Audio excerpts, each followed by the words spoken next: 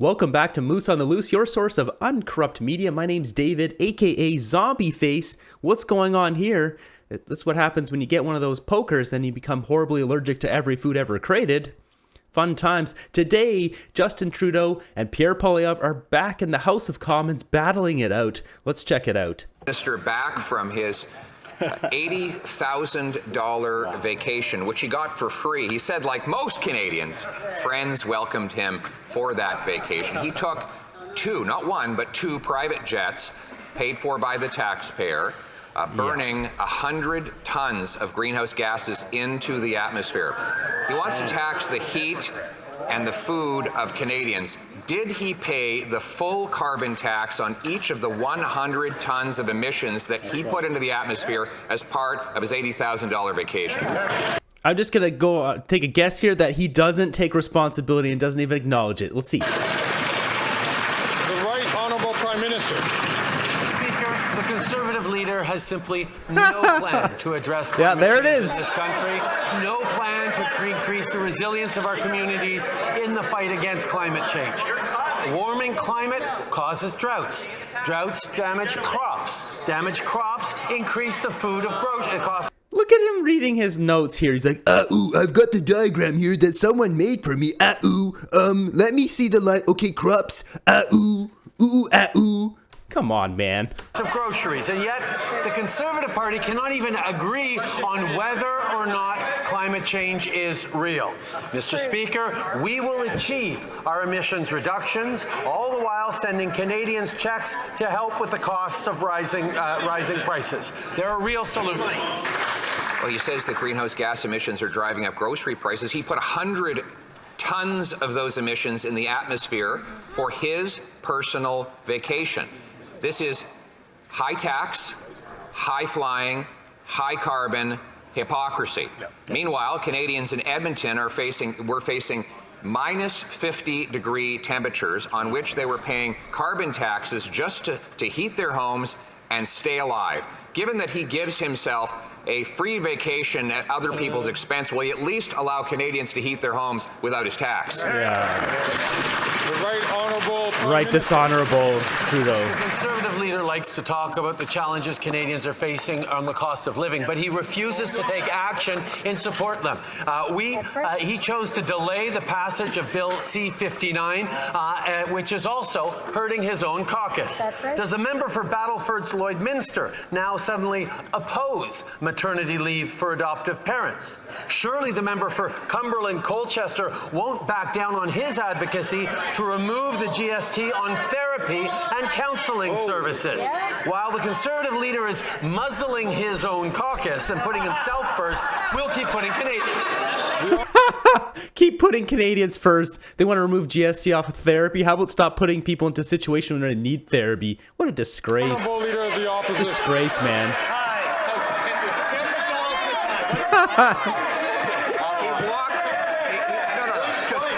This one is just too easy. He walked into it. He had to muzzle a member from Newfoundland who called for an end to his leadership, joining another senator who did the same, because they understand that their constituents are literally starving and unable to heat their homes because the Prime Minister is quadrupling the carbon tax, doubling housing costs, and giving the worst inflation in 40 years. Why won't he listen to, instead of intimidating, his member for Newfoundland and put his leadership up to a review for... Oh. As a narcissist, that stings, man. You hit him where it hurts. The Right Honourable Prime Minister. Speaker, over the course of the fall, we've announced projects on housing that are going to create 500,000 new homes across this country over the year. We're working hand in hand with community leaders, with mayors. We're making sure that we're moving forward on the priorities that are facing Canadians. In terms of standing up for his caucus, the leader across the way will not even mention the fact that the person sitting 3 seats to his left dined with a far-right conservative German politician and wants to abolish the United Nations. Is abolishing the United Nations now the official position of the Conservative Party of Canada? Trudeau, like, drama school there. He gets that serious look on his face. And you notice it wipes right off every time. It's gone. It's just a drama performance. This House passed a unanimous motion urging the government to consult Quebec and the provinces on immigration targets. Yet the government seems to be implementing policies suggested by Mackenzie, a Century Initiative, and even more, because if we continue at that rate, we'll go beyond 100 million by the end of the century. Mr. Speaker, immigration is essential for Quebec and Canada. Immigrants contribute to building new housing. They work in our healthcare system. They take part in economic growth of local businesses and more. His what are you saying here? Is bringing in people helps build houses? Really? A jumbo jet lands every 2 hours filled to the gills with people who are looking for housing. That's the statistic in Canada. A jumbo jet every 2 hours landing, all those hundreds of people looking for houses. How many of those people are going out and actually building houses? It's almost none. I've talked to multiple people in construction. They just don't, people when they come from other countries, they don't know the regulations and codes here, and they often say it's more of a hindrance than a help. Very few can actually come here and just jump straight into construction and help. Our immigration levels are based on our capacity to welcome and integrate newcomers, and we will continue the work in close collaboration with the provinces and territories, particularly Quebec, to ensure that the honourable member. That's crazy. He just basically admitted saying that our capacity to take people's, what he thinks this current rate is unbelievable. He thinks that we can accept this many people and it's fine. Really bad. The city of Edmonton had to declare a housing and homeless emergency while the Conservatives are laughing about homeless people and a housing crisis. Toronto also had to declare one as well. Again, you'll hear the Conservatives laughing because they have no concern for people who are struggling with housing or homeless. And this Liberal government doesn't care either. They have been in power for 9 years and they don't get it. The Prime Minister doesn't get it. The Liberal Minister for Edmonton doesn't get it. And the 24 Liberal MPs in Toronto don't get it. Why does this government wait until things are at a breaking point before acting? This is real rich coming from Jagmeet here, Captain Golden Pension. If you're not familiar, he's waiting until 2025. He hasn't broken his coalition because he personally gets his golden pension in 2025, which is the value of $2.3 million. That's why he hasn't broken the coalition. This is real rich coming from this scumbag. Use every tool at our disposal to address housing affordability. We meant it. The Minister of Housing recently announced that the post-secondary institutions can now access the apartment construction loan program for low-interest financing to build student housing. This builds on our work to find innovative and bold ideas to accelerate construction, including unlocking over 500,000 new homes through the Housing Accelerator agreements. More examples of the federal government in action. Yeah. Golf clap. Honourable member for Burnaby South. Doesn't get it. Quelle surprise. What a surprise. The Prime Minister broke yet another promise. The renoviction rate in Canada is at a record high, and yet he is refusing to tackle major investors like he promised. Why does the Prime Minister say one thing during the election campaign and then defend his friend's profits once elected?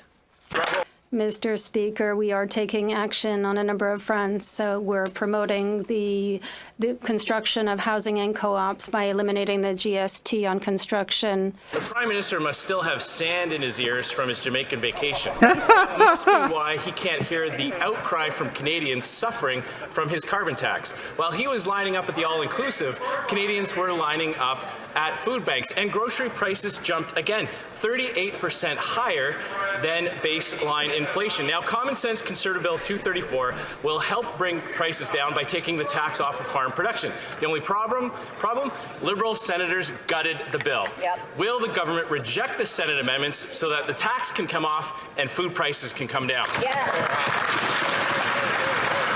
Mr. Speaker, Speaker, our government absolutely understands that the housing and the cost of living are challenges for Canadians. That is why we are aggressively working across the country to build more homes faster. What will the Conservatives cut? They know how to cut, they don't know how to build. And what Canada needs right now is builders. The honourable member from Regina Capel. No one takes you serious, Waste and lady. mismanagement that's driving up inflation in the first place, like the infrastructure bank, like high-priced consultants, and like sending money to the Asian infrastructure bank to build projects overseas instead of here at home. But the question was about the carbon tax and why the Prime Minister is so pathologically obsessed with it. He doesn't care that Canadians are going to food banks, or that mothers are watering down milk, or that seniors are skipping meals. He even sent one of his ministers to go bully Liberal senators into gutting the bill. So once again, will they reject the Senate amendments so that the tax can come off farmers and food prices can come down? You know, Mr. Speaker, when the Conservatives talk about working families, everyone knows those are crocodile tears. This is the party that has voted against early learning and Spare you from her dribble here, but look at Trudeau's face. He's just going with the motions. He does not care at all about being there. He'll get up to his drama performance and then leave. Like, just watch his face. He is not engaged. He doesn't care. And allowing women to go to work. These Conservatives have voted against the Canada Child Benefit, a huge support for families Just across nodding in the Spaceland. country. And, Mr. Speaker, they're going to vote against dental care too. Excellent. The honourable member from Foothills. Today, the Prime Minister has an opportunity to help families struggling with high food costs. Bill C-234 is back in the House after Liberal-appointed senators delayed and gutted that bill. This is a common-sense Conservative bill that will give carbon tax carve-out to farmers and ensure that Canadians have access to affordable Canadian-grown food. But when the Prime Minister quadruples his carbon tax, farmers will pay $1 billion a year, driving up food costs even higher. So will the Liberals reject the Senate amendments, take the carbon tax off farmers, and lower food prices for Canadians? The Honourable Deputy Prime Minister and Minister of Finance. Let me tell you what is common sense for working families across our country. Oh, great. Here, we're going to have someone who knows what it's like for a working class, normal person to give us advice. Tell us, Chrystia Freeland. Tell us. It is common sense to have a national system of early learning and childcare with fees reduced by 50% across the country. And what does this have anything to do with the carbon tax? Come on. It is common sense to support hardworking families with the Canada Child Benefit. I have no kids. I don't have kids because I can't afford kids. I can't even afford to go on a date now. Who would want to date a guy? The Conservatives oppose every single one of those things. It is uncommon to see a government ignore the fact that 2 million Canadians are going to a food bank every single month. Thank you. And yet the Liberal NDP Carbon Tax Coalition wants to quadruple that carbon tax, making farming unsustainable. When you tax the farmer who grows the food, you tax the trucker who hauls the food, you are increasing taxes on Canadians who buy the food. Again, millions of Canadians are going to a food bank every month, but 234 in its original form will provide relief now. Will the Liberals reject the Senate amendments, take the tax off, and ensure Canadians can afford to put food on their tables? No, they won't. The Honourable Minister for Agriculture and Agri-Food. Thank you, Mr. Speaker. I thank my honourable colleague for his question. But being a farmer, I fully understand how important an environmental plan is for the government. I'm sorry, but his party does not have an environmental plan. We as the government do have an environmental. Oh God, Farmer Joe, you've just said that that your green eco plan is more important than human lives.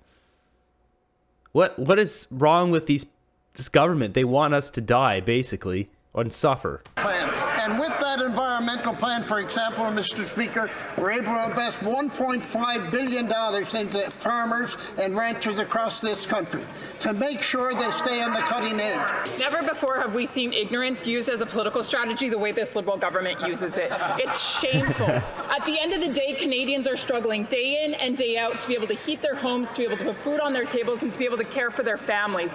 And the carbon tax only increases that cost more.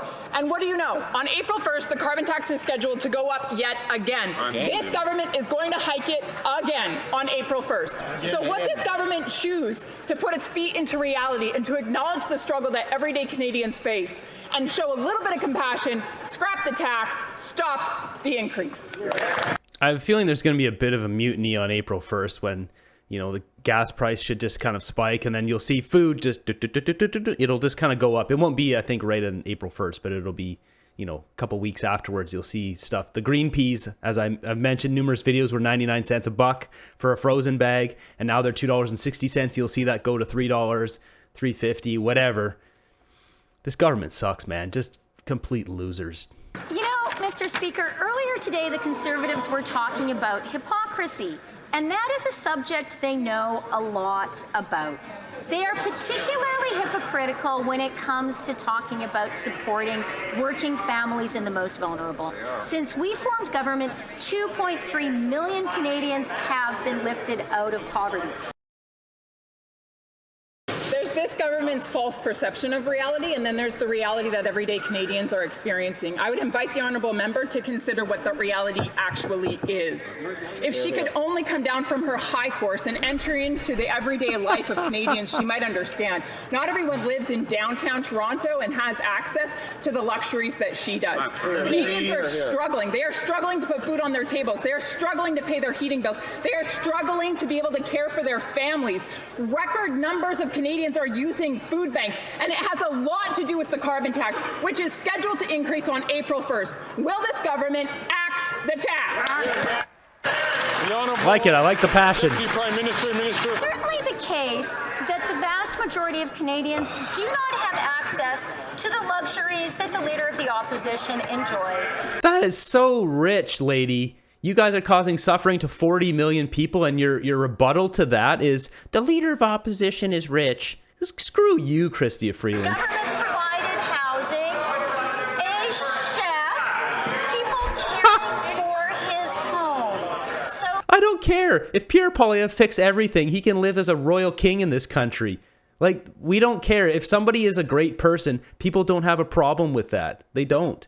If someone does extreme good for the general masses, they are welcomed as a hero and wanted, and thus they should be treated like a king. In this case, you know, he makes a great salary and has all those benefits, etc. He's the Leader of the Opposition. That's how the system is designed. Ugh, these liberals are just, ugh.